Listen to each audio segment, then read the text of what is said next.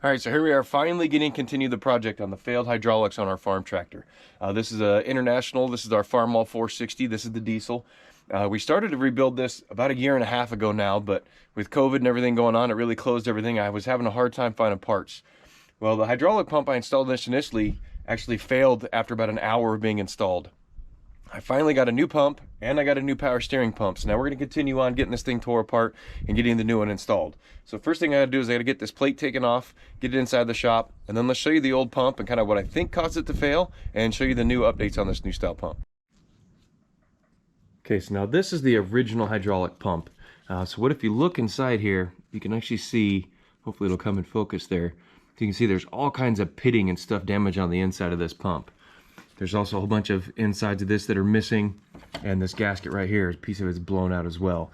Now I don't know if that's what caused the initial pump to fail, and then that's, you know, it just wasn't have the patches to build the pressure. I'm really not sure. When I put the new hydraulic pump in, tractor ran for about an hour and then it immediately failed again. Luckily the guys over at Steiner really stood behind their warranty, no questions asked. I sent in the old one. As soon as they got the old hydraulic pump in, they sent me a brand new one, no questions asked. So big, huge thumbs up to Steiner for standing behind their warranty. Once I got the other new pump that I had taken out, when I was like, well, let's take a look at the power steering.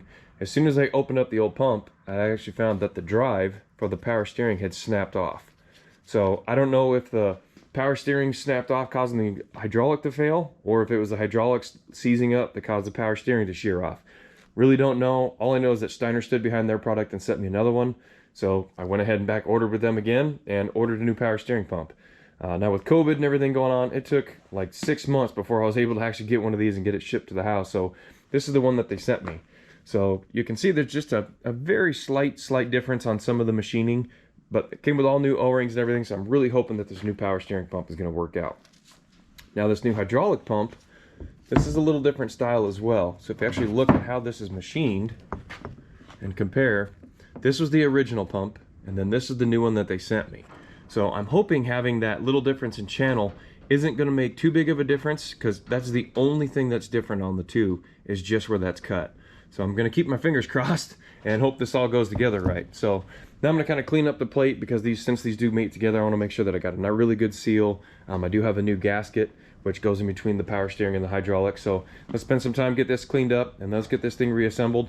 I probably won't get the tractor started today because it's rainy, windy out there, and really don't feel like working out in that kind of weather, but I at least want to get this pump put back together. Okay, so just a couple of things before we mate these all together here. Have to make sure that you keep this old lock pin. There's these old little lock pins right here that actually will lock this outer drive gear onto this shaft. So I always want to make sure I kept the original one and I kept the one that came with the first pump. Luckily this new pump actually didn't come with one, so I'm glad I saved them from the other one. So always save everything. The other thing also is there's only 4 bolts that actually mate these two together. 3 are the same, but one's longer. These housings are all made out of cast, or they're aluminum. Last thing you want to do is try to cram too large of a bolt in one of these and break the housing. So I kind of put everything together and test fit to see which bolts go where. You do that ahead of time. Now I'm just going to grab a little bit of silicone just to give it a little seal here, and then just mate these two together.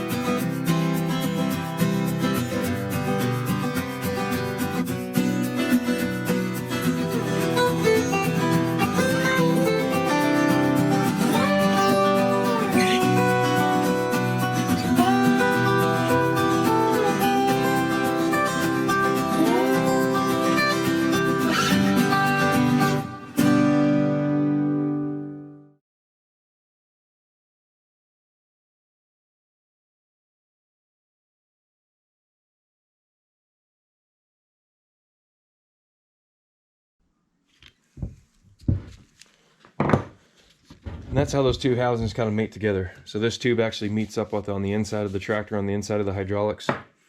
And then this is your actual drive gear. Now the teeth on this look a little bit worn, but they're not too terribly bad. So I'm having a hard time finding one of these gears as well. I would just replace it since I have it apart, but since I can't find one, we're gonna have to put it back in.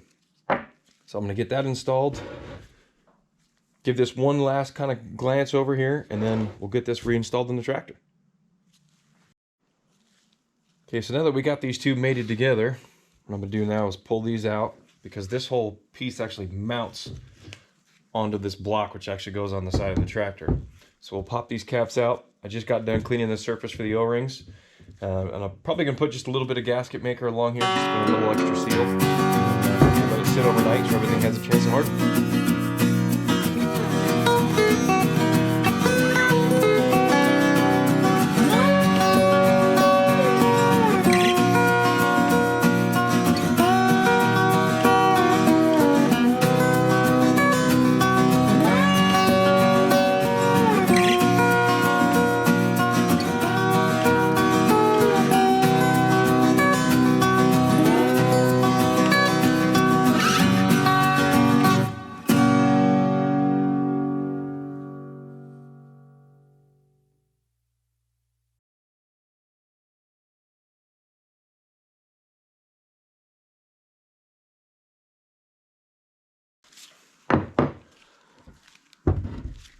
And there we are.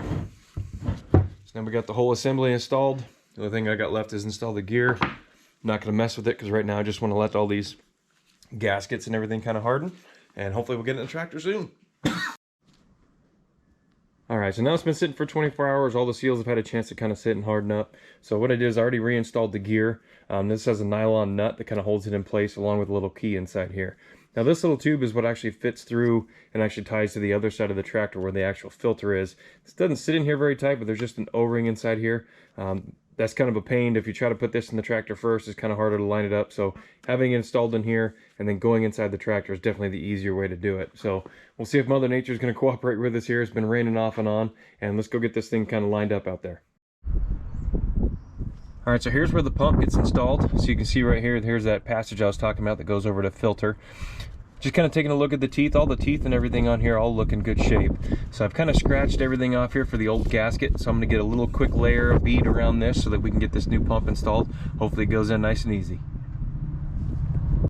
Now I don't know how well it's going to show up here, but if you look on the gears right here, I tried to get them so where they're pretty much straight up and down, so you got pretty good even spacing. I had to take this bolt off a couple of times to get it where it looks like it was pretty much right dead center. Then if you look back up here, you can just barely see that black O-ring right there, kind of where the light's at.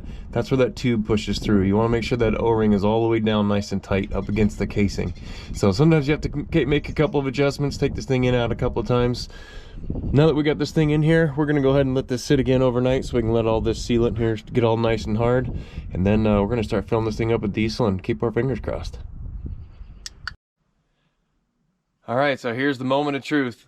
I got the hydraulics all back installed, the new power steering. I just got done filling everything up. While I was at it, I went ahead and did an oil change on it, and I put some more diesel fuel. This tractor's been sitting for about 1.5 years now without being started, just been sitting here. So now let's try to give this thing a cold start and hope for the best on our hydraulics here.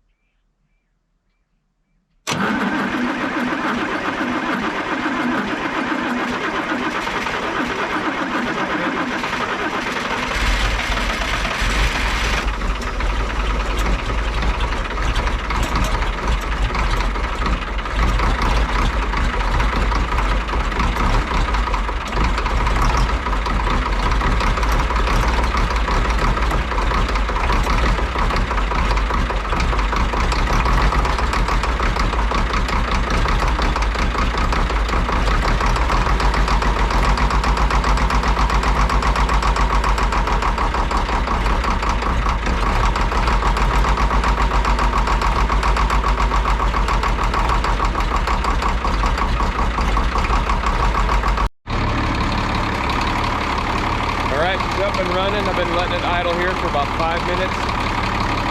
Power steering and everything sounds like it's kind of quieted down. I'm going to run the hydraulics up and down a couple of times here to make sure it moves, and then we'll check the fluid level.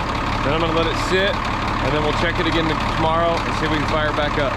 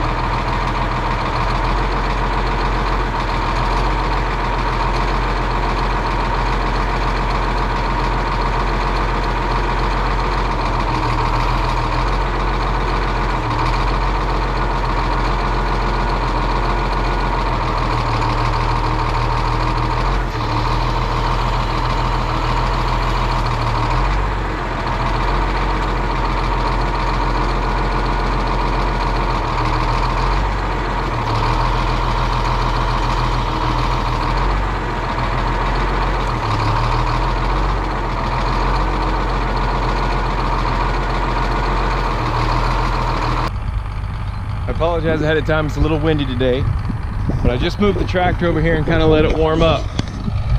So now we're going to officially see if the hydraulics are all repaired. This is my baler. It's been sitting here, same thing, about a year and a half, so it's kind of dug down on the ground here pretty good. So now it's going to give me a true test of actually using the hydraulics on this tractor and hauling this down and moving it down next to my greenhouse. So let's go ahead and kind of get this thing all hooked up and really see if these hydraulics are all fixed.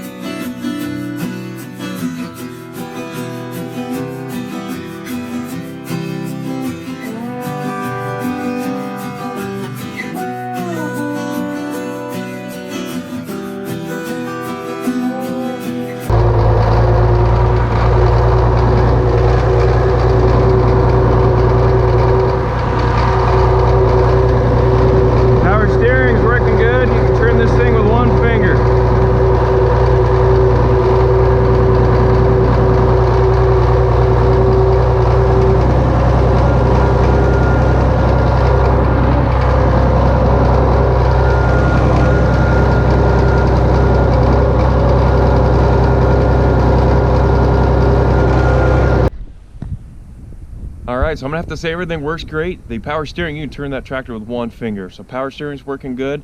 That baler is my most heavy piece of equipment that I have on the farm here. So picked that up and moved it like it was no problem. Hauled it all the way down there by the greenhouse. So really happy with how it turned out. I'll probably run it for, I don't know, 50 or 60 hours, and then I'm gonna drain the hydraulic fluid and replace it just to be safe.